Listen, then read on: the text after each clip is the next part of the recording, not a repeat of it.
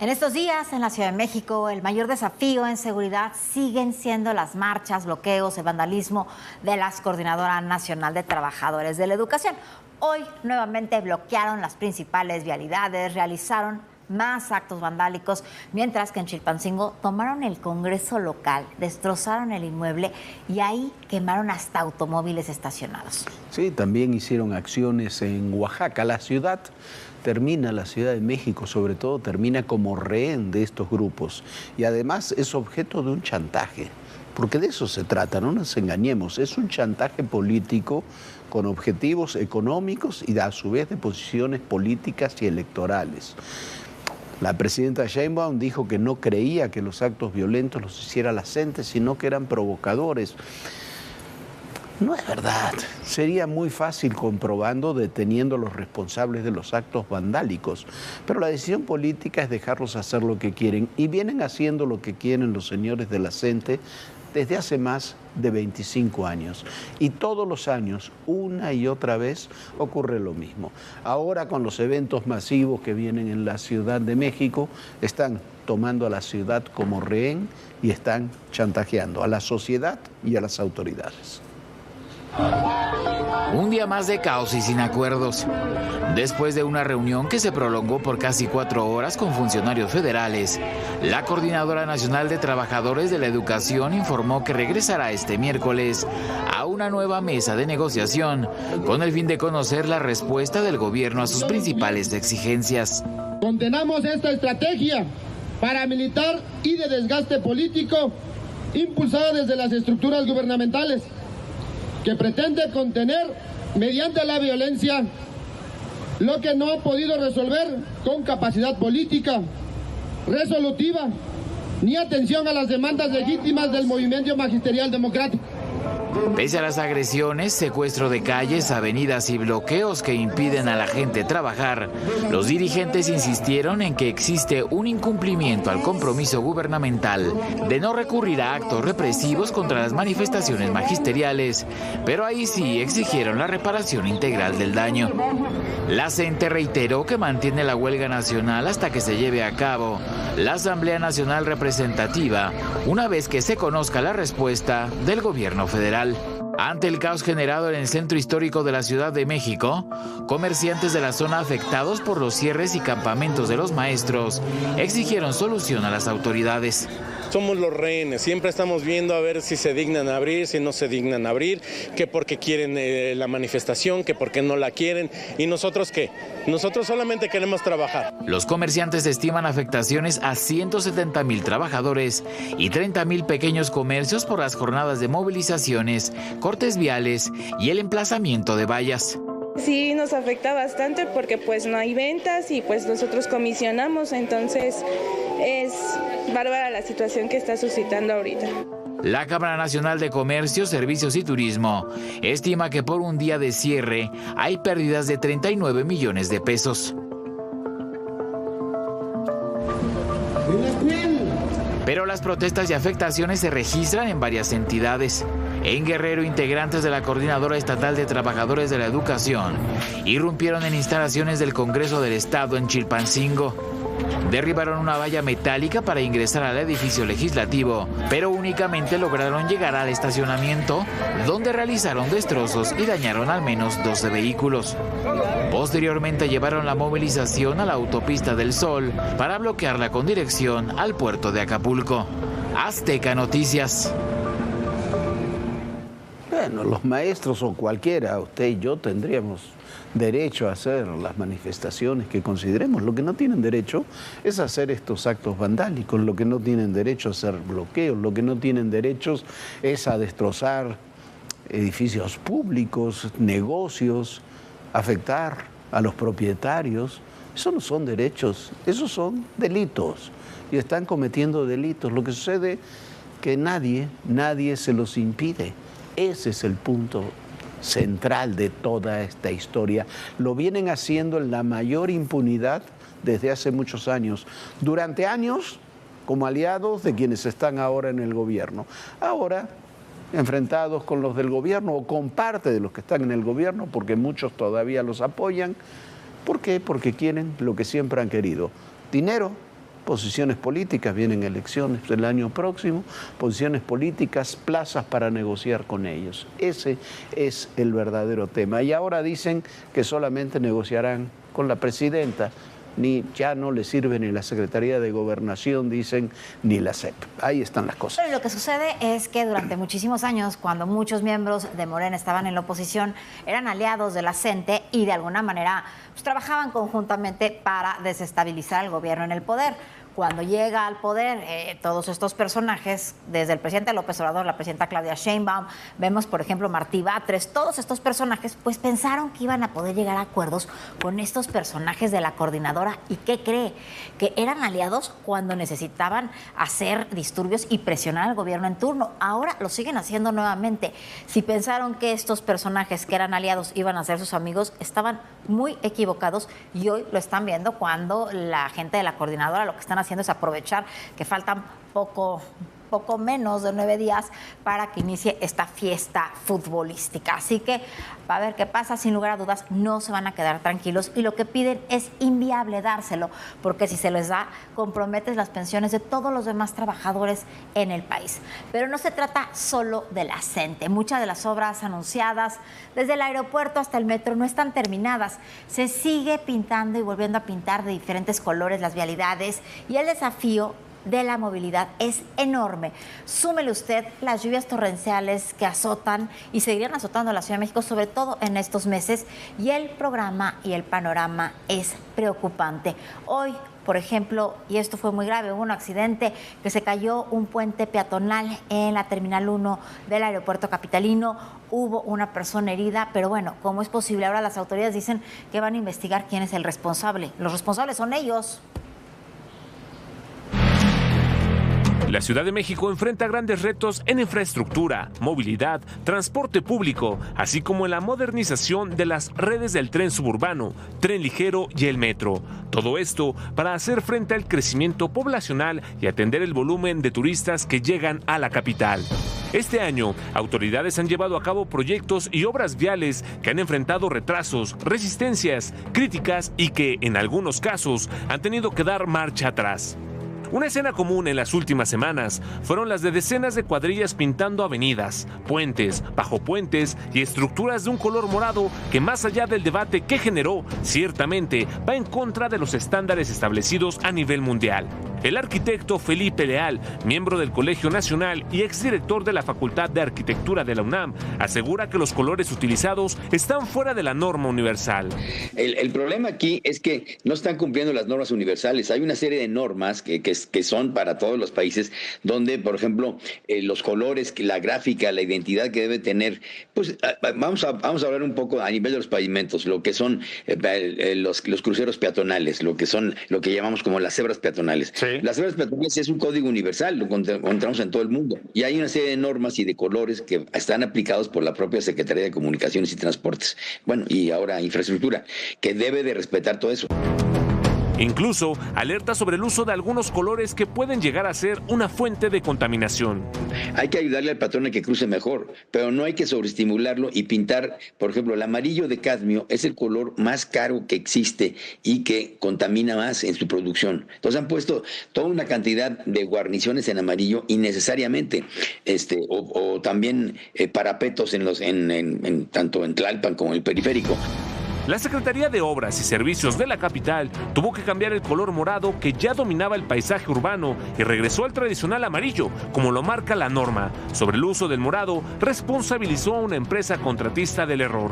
Pero la pintura no es el único ni el más grave de sus problemas. La línea 2 del metro presenta un importante retraso en las obras de remodelación que para estas fechas ya deberían de haber terminado. A partir de esto, abordar el metro y recorrer las estaciones se ha convertido en una actividad extrema. Allá adentro es padre que hay para pasar. Sí. La verdad está mal, Otro reto inconcluso ha sido la rehabilitación del Aeropuerto Internacional de la Ciudad de México, en donde incluso este martes se cayó un pedazo de un puente peatonal en la Terminal 1. El incidente provocó daños en un automóvil y lesiones a una conductora que fue atendida por el servicio médico del aeropuerto. Azteca Noticias. Bueno, ahí estamos. Estamos a pocos días de todo lo que va a suceder en la Ciudad de México, en Guadalajara, en Monterrey. Lo que también continúa en estos días es el pulso político con Estados Unidos. Ayer el embajador Ronald Johnson habló de las oportunidades perdidas, así habló, eso es lo que dijo textualmente, en la lucha contra el crimen organizado por la politización de la lucha contra el crimen. Hoy en la mañanera la presidenta dijo que los embajadores no deben hablar de política interior, aunque en realidad Johnson no estaba hablando de política interior, estaba hablando de la relación bilateral, que es parte de sus actividades, y de la cooperación en materia de seguridad. Bueno, y el dato cierto es que en los 4 documentos estratégicos de seguridad de los Estados Unidos dados a conocer en las últimas semanas, el de seguridad nacional, el de inteligencia, el de la lucha contra el terrorismo y el del combate a las drogas, se dice prácticamente lo mismo, que hay que desmantelar las redes políticas de complicidad y de protección de los cárteles caracterizados como terroristas. ¿Más claro, Jorge? Ese es el punto, ese es el tema, y no es un capricho del Departamento de Justicia, como se dice aquí, del que Trump no está enterado. Tampoco es una conspiración de la ultraderecha internacional. Es una exigencia de la justicia y una necesidad nacional y de la cooperación bilateral. En este sentido, ayer fue la comparecencia del exsecretario de Seguridad de Sinaloa, Gerardo Mérida, allá en la Corte del Sur de Nueva York. Pero el personaje central, otro personaje central en este entramado, es el exsecretario de Finanzas, Enrique Díaz, que también se entregó a la justicia estadounidense y que está esperando ya para iniciar su proceso penal.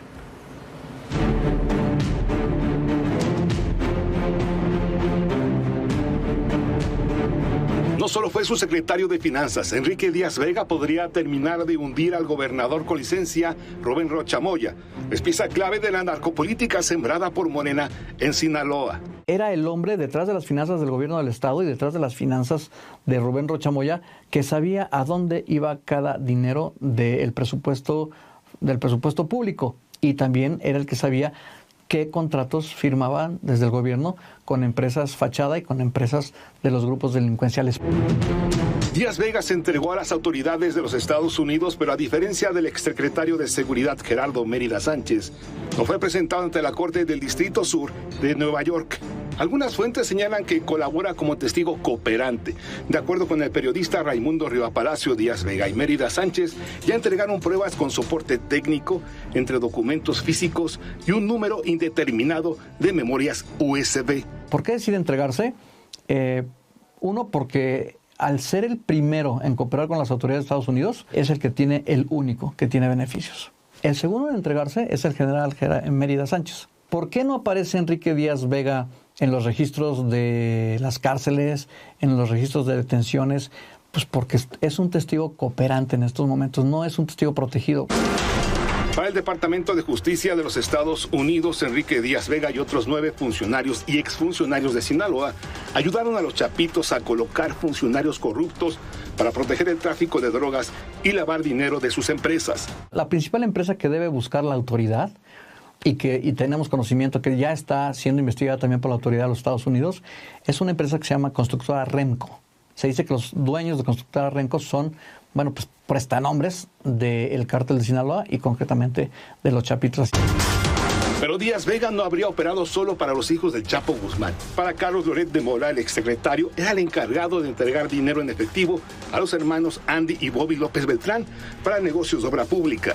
En este caso hay un cabo suelto llamado José Carlos Cárdenas Mellado, director del Sistema de Administración Tributaria del Estado de Sinaloa. Era el encargado de la relación con el Sistema de Administración Tributaria a nivel federal. El SATES dio y permitió que a través de los trenes que pasaban por Sinaloa, pues no se revisaran las mercancías que iban a Estados Unidos. Allí se dice que los hijos de Rocha Moya, con los hijos de Andrés Manuel, iban socios en esta parte turbia del negocio. En Morena lo saben. Como testigo cooperante, Enrique Díaz Vega deberá entregar a Estados Unidos toda la información sobre la corrupción en Sinaloa y los narcopolíticos mexicanos involucrados. Federico Anaya, Azteca Noticias.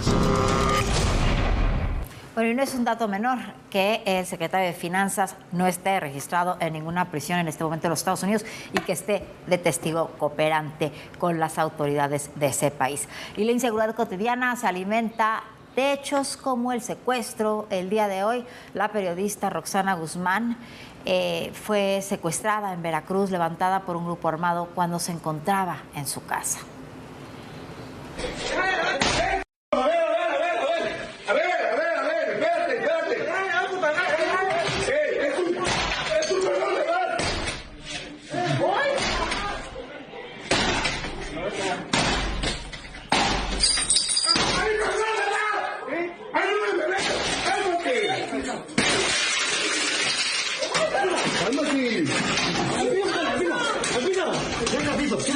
La periodista Roxana Guzmán Ramírez, directora del portal digital Impulso Informativo, fue privada de su libertad la mañana de este martes en el municipio de Nachital, al sur de Veracruz.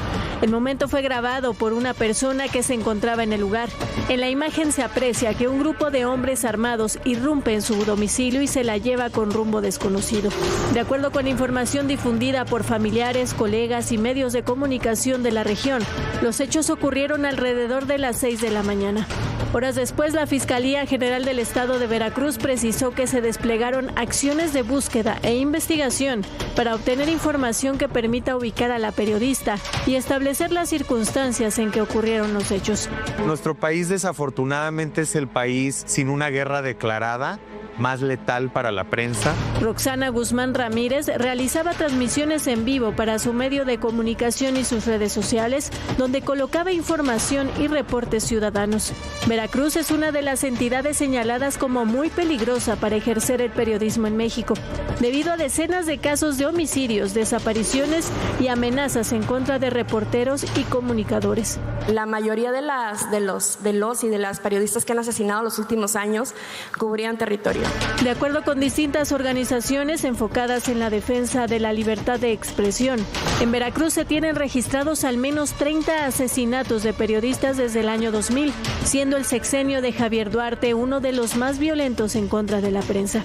No fue el único hecho violento. En el Estado de México encontraron sin vida a un alto mando de la Secretaría de Seguridad Estatal. Se trata de Miguel Raimundo Martínez Monroy, policía segundo, jefe de la región número 14 con sede en Lubianos. Según reportes, un grupo armado lo privó de la libertad cuando regresaba a su casa. Horas después se confirmó el hallazgo del cuerpo en Tejupilco. De acuerdo con la organización Causa en Común, en lo que va del año, al menos 10 policías han sido asesinados en la entidad. En el Rosario, Sinaloa, fuerzas federales y estatales capturaron a Gabriel N., alias Gabito, identificado como generador de violencia y jefe regional de la facción Los Menores. A este sujeto se le vincula con el secuestro y homicidio de 10 mineros en Concordia, hecho ocurrido a principios de 2026. Durante la operación se aseguraron armas, municiones, droga y un vehículo. Azteca Noticias. Los dos hechos son gravísimos. El secuestro de Roxana, así como lo ve usted grabado, y lo que ocurrió también, el asesinato, el secuestro y asesinato de un alto mando policial en el Estado de México, son dos hechos gravísimos. En lo de Roxana, con la información que tenemos, había sido ya amenazada, su pareja hace un tiempo había sido asesinada, ella se fue del sur de Veracruz, regresó hace unos meses, había vuelto a desplegar este diario digital esta página web que ella manejaba, y hoy fue secuestrada de esta forma violentísima. Un alto mando policial del Estado de México es secuestrado y asesinado. Y después nos quieren decir que se defiende la soberanía. En Colombia, hablando de estos temas, el único que sigue hablando de fraude es el presidente Gustavo Petro. Bueno, y aquí también en la mañanera dicen lo mismo. Su candidato, Iván Cepeda, reconoció que las elecciones fueron limpias. Lo mismo han ratificado las autoridades electorales y la Procuraduría Federal colombiana. El ganador de la primera vuelta, que hoy recibió un fuerte apoyo del señor Donald Trump, es el derechista Bernardo de la Espriella.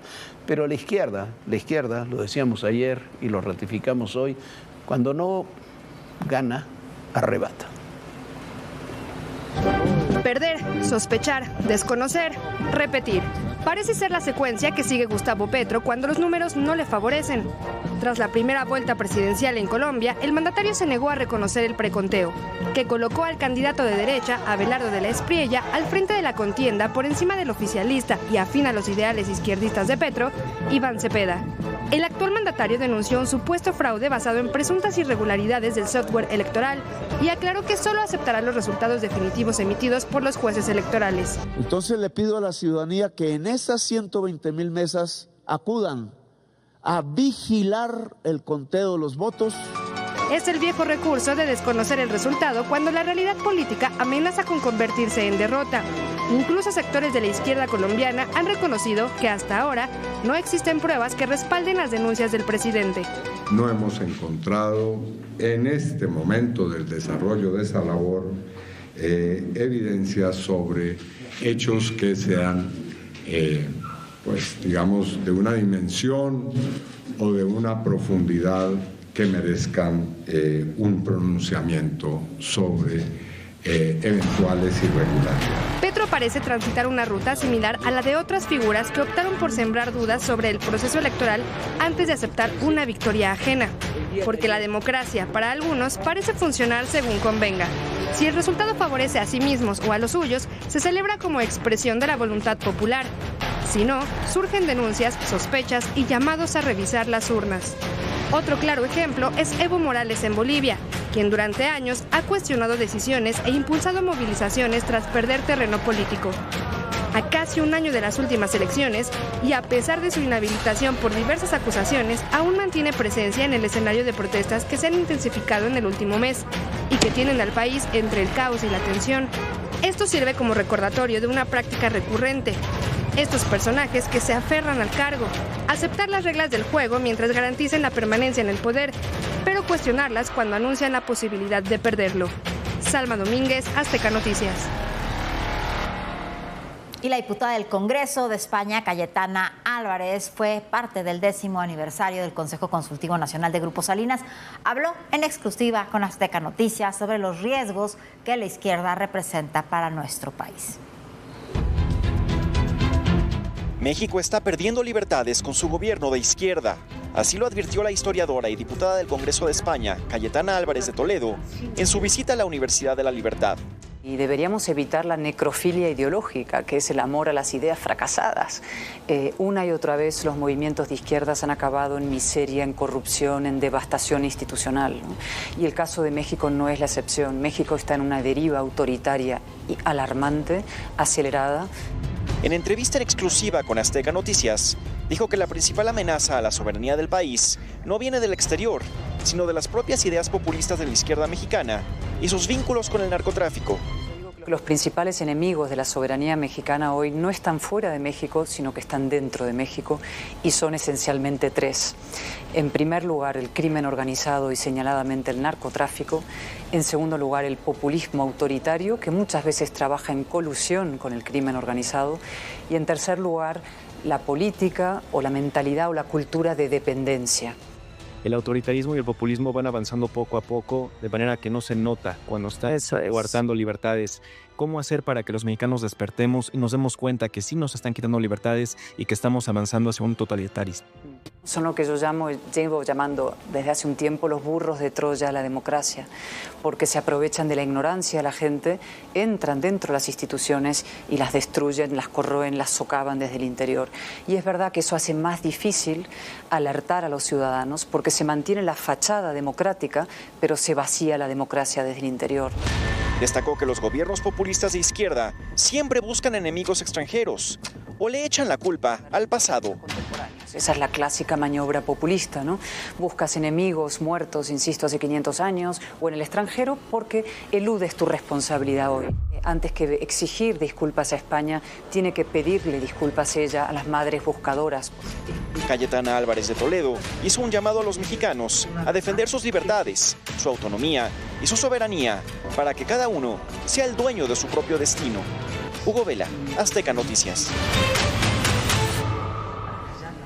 Pues nosotros ya nos vamos, se nos vino el tiempo encima, pero por supuesto lo esperamos puntualmente mañana, en punto de las 11 de la noche. Sueñe bonito, descanse. Bonita noche, Jorge. Muy buenas noches, Viviana. Muy buenas noches a todos ustedes. Y recuerden, el poder y en la política todo, pero absolutamente todo es personal. Gracias.